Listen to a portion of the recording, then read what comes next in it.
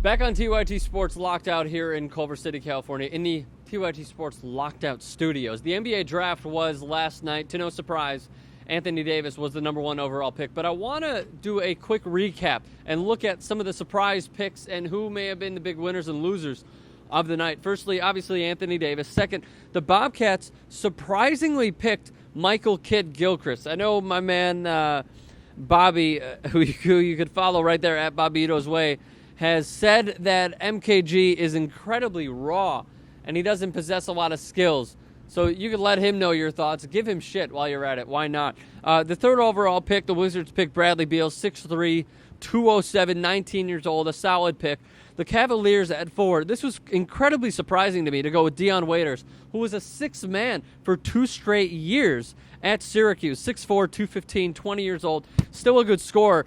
Incredibly surprised they didn't go with Harrison Barnes. So that ripple effect right there. The Kings chose Thomas Robinson at the number 5 pick.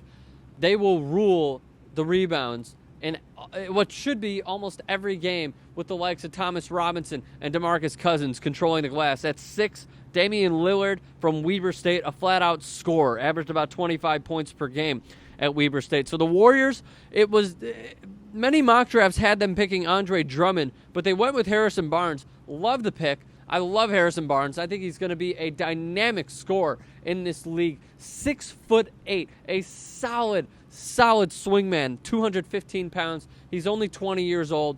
He's going to be a great scorer in years to come for the Golden State Warriors. Another surprise at number 8.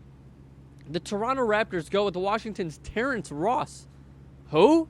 They went with Terrence Ross. I personally thought that they should have gone with Austin Rivers, who went number 10 to the New Orleans Hornets. So obviously, with the Raptors picking Terrence Ross, the Pistons see Andre Drummond up there from Connecticut. They go with him at number 9. A good pick right there. So the Hornets get Austin Rivers and Anthony Davis, 2 top 10 picks.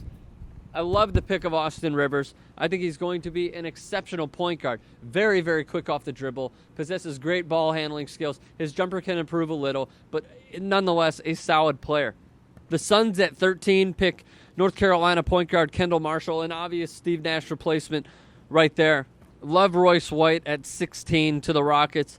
At 21, not the biggest surprise, but the biggest drop-off in this year's draft was Jared Sullinger. NBA doctors examined him after a workout, and they discovered what they thought was a back problem that could and might shorten his NBA career. This is where you see the drama of the NBA draft.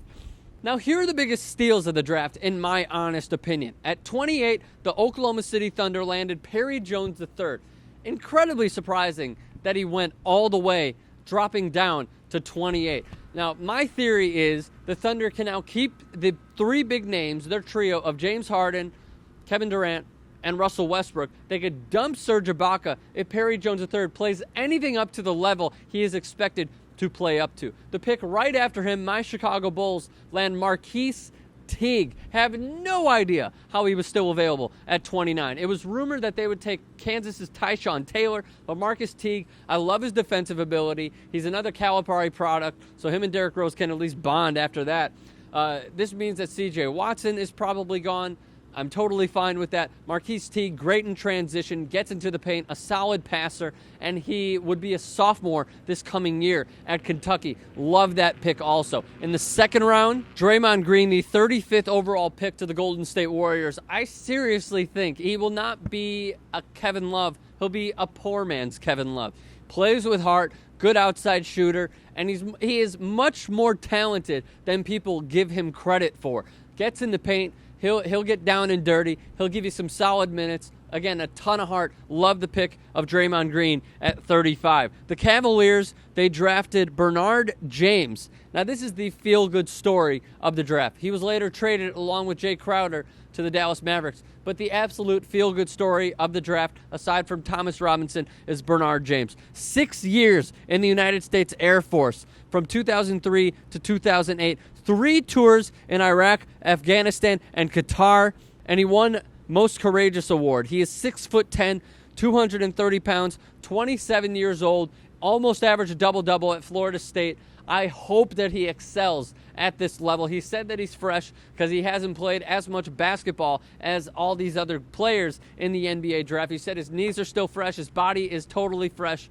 I really hope, really hope he plays well. Now, a few snubs that I saw yesterday in the NBA draft. Firstly, Tu Holloway, albeit he is terribly undersized. The Xavier man, I believe, will make an NBA team, or at least in my opinion, he should make an NBA team. Gets to the foul line a lot, gets in the paint, good scorer, can work for his own shot.